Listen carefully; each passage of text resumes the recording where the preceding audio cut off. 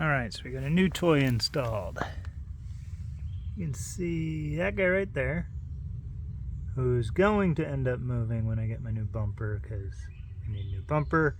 But he's installed onto a little bracket that used to have a piece that covered this spot here. When I get the new front bumper in, I'll have, full coverage back to the skids. But at the end of the day, that's a little camera on the front of that truck. So from here, it's able to pick up, let me scoot back, so I can see the edge of the asphalt here all the way across both tires from that location. So it's kind of nice, and I'll show you what that looks like inside in just a second. But I can watch everything up until about maybe 1.5 feet, 2 feet before it hits the tires, which is important.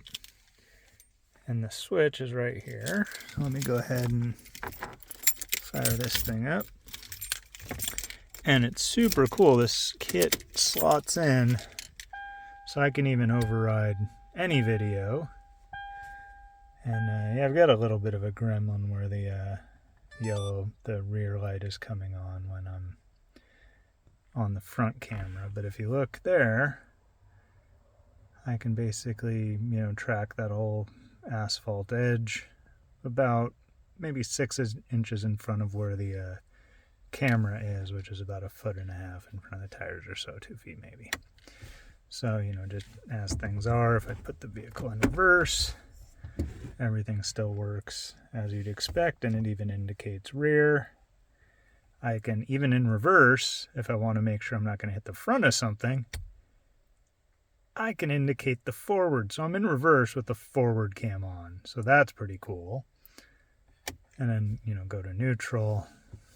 And, it just works like as you would expect. So rear, front, rear, off. Super neat.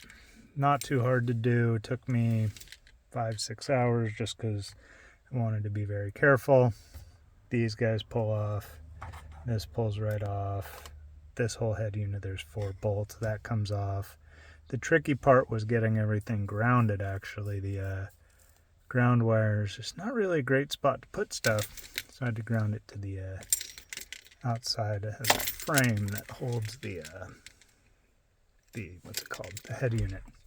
And so I came off this side, and you won't be able to see any of this, but underneath here, there's a little plastic bit. So I've got a dash cam, right? I got my dash cam. Got the dash cam wires, and this is the dash cam wire coming out from the edge there. And this guy just plugs into USB for power. I will be doing more permanent wiring for that. But runs underneath there. That little panel there on the right, that pops off. And then there's a little grommet. I'll go ahead and show you this bit, I guess.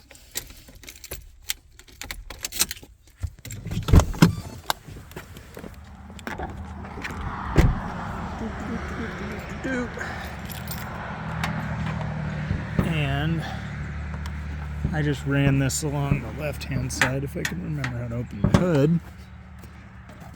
There we go. Ow! It's hard to do one-handed.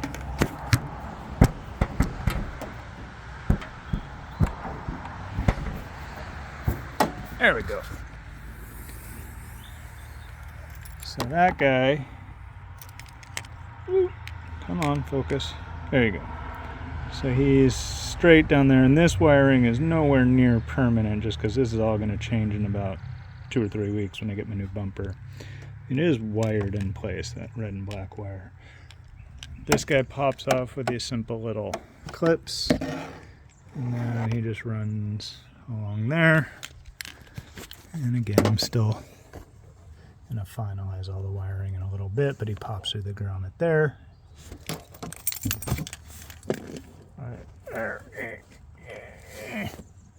Right there. And into the cab. Stay away from that wire.